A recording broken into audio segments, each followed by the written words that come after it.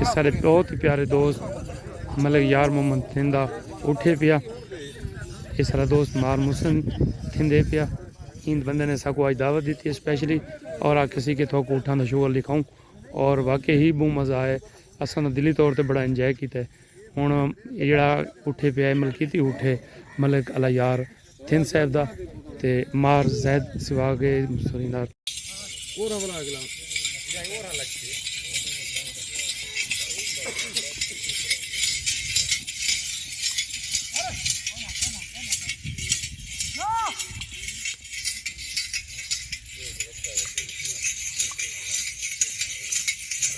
हयाती हो भी हर दा भला ते हर दी खैर।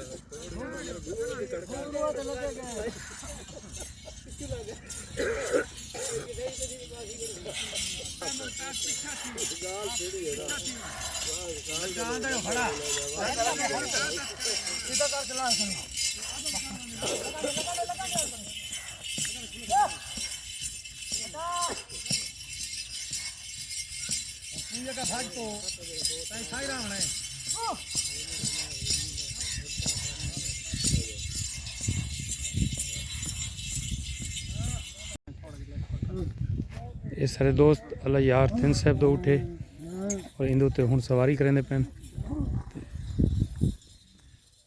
ते सवार बह गए। ये जड़ा सामने सफेद कपड़ों के नाल खड़ा ये सारा दोस्त मतलब अल्लाह यार थिंदे और ये बड़ा शौक रखता है उठन का और ये उठ कोई तो हुणे मंगवाया ने रिसेंटली। देखो देखो किंदा